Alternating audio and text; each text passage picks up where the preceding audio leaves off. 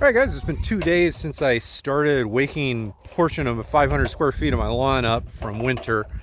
Literally 2 days in like, I don't know, an hour or two. Today I'm going to go and take my, here, let me get the sun out. I'm going to get this soil thermometer and shove it into the ground here. So if you remember, hey, what? My daughter. What are you doing down there? You're right in my way. You playing with the truck, okay. All right, so I'm going to go ahead and take my thermometer right here. So I ran the scarifier, well, not the scarifier, the dethatcher attachment to the sun gel over this area of the lawn 2 days ago to kind of fluff things up and get some of the debris up. I didn't run it very deep. So I'm going to stick that there and see what my soil temperature is right now. But 2 days have passed. So right after I did that, I actually took my hose, which you see is still here on the ground. I took my hose, I turned my water on, and I manually, with the hose just kind of like spraying back and forth, watered a section, this section, right here along the fence line with water. Basically, I wanted to get enough water on the ground to prepare for core aerating. So I started plunging the core aerator in the ground a couple times just to see how it was, and things were just a little too dry. It's just hard to get it in. So I put the water on there, let it soak in. It doesn't take that much water, honestly. I probably put maybe 200 square feet of water by hand with a hose. It took me like, I don't know, maybe a minute and a half or something like that. But that's all it takes to kind of soften the soil up.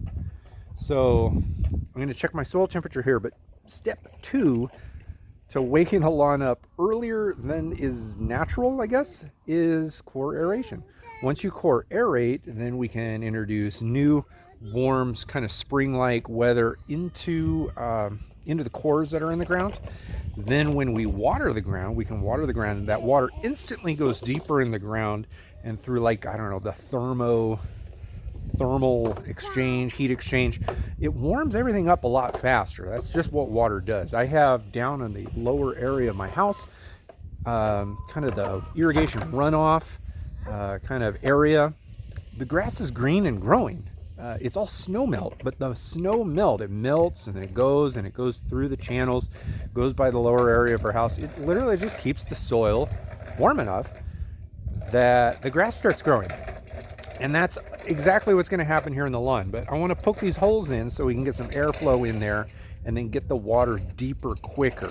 So when I put the water down, after I core aerate, the water goes deeper, warms the deeper soil level up a little bit. So we're not talking a lot. Let's say, for instance, it's like 36, 37 degrees, 2.5 inches down.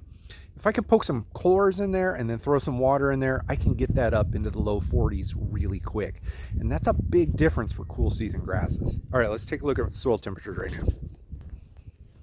All right, you watched me put this in the ground.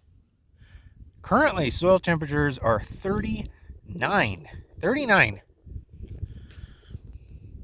That's not half bad. And we're going to be having low 50 temperatures for the next, I don't know, foreseeable future, 5 to 6 days or so at least, during the afternoon.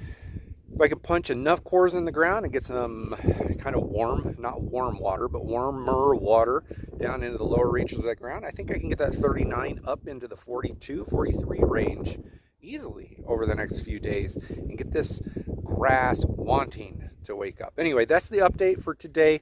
There's going to be more substantial videos coming out on the main Turpmechanic channel, and honestly, Turpmechanic briefs. If you're not a part of that, you can go and take a look at that. There's some aeration videos coming out there too. Thanks for watching, and I got work to do, man. I got to get to work.